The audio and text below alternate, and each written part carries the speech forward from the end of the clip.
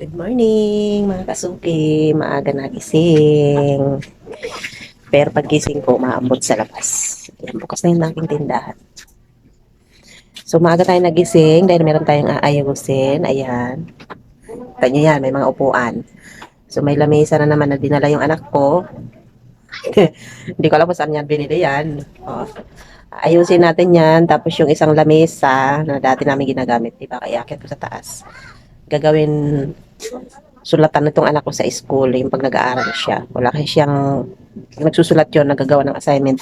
Dito yung sa lamesa ginagawa. So, para may lamesa siya doon sa taas. Doon na siya mag-aaral. So, ayan yung kalat ng ating, andito yung dalawang upuan, nandun yung dalawa. Tapos, yung lamesa nandun sa tabi. Yan, ayusin natin yan. So, ayan yung ating munting ganap ngayon, mga kasuki. Good morning! Malamig na umaga, umuulan.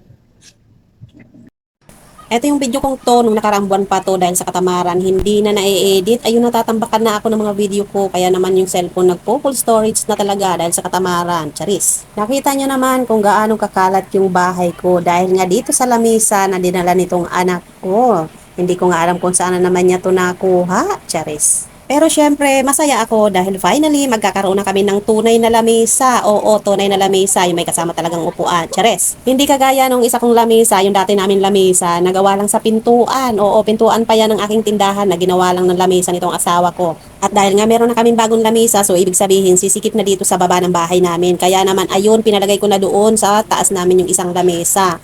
Gagawin na lang sulatan ng anak ko yun dun sa taas. Kumpara naman dati na dito siya nagsusulat sa baba. Hindi ko talaga pinasira yun dahil maraming memories sa amin yun. Hala, may memories pa ang person. Charis. Oo, maraming memories yon dahil kahit gawa sa pintuan yon, abay nagtagal din sa amin yun ng ilang taon. At kahit ilang bahana ang dumaan, abay ayos pa rin, hindi pa rin sira. At ilang beses ko na rin yung DIY kung ano-ano nang dinidikit ko doon para lang wag masira. Ganun kaingat sa gamit ang person. Charis. At ayan naman yung mga kalat ko na nakalagay dati doon sa ilalim ng lamesa namin. At dahil wala na nga yung dating lamesa, so hindi ko na pwede ibalik yan doon sa ilalim ng lamesa dahil may upuan na yung kasama. Kaya naman dito ko naisipan ilagay yan sa may hagdanan. Kailangan kong pagkasyahin yan lahat dito. At dahil may kahabaan itong ating video, so hindi tayo magkakat, kaya naman gagawin natin ay ipapas forward na lang natin.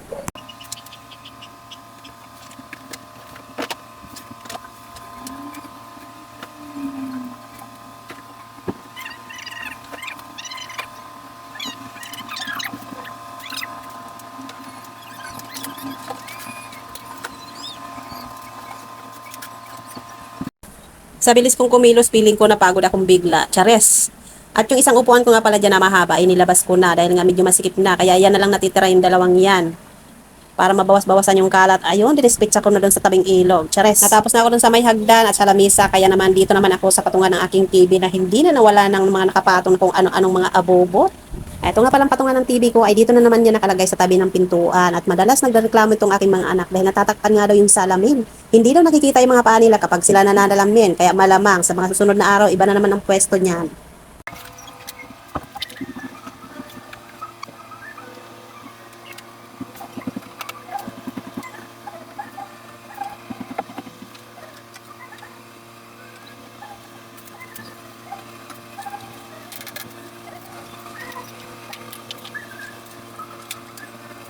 At habang ako nga ay busy-busy sa paglilinis, itong asawa ko naman pinagbantay ko dyan sa aking tindahan. Pero ang sarap naman ng tulog, kaya naman ang ending, ako pa rin magbibenta kapag may bumili. Napalitan na yung aking lamesa, sana lang sa mga susunod na araw, yung aking sahig ay mapalitan naman yung floor mat na punit-punit na at nakailang patong na nga yan.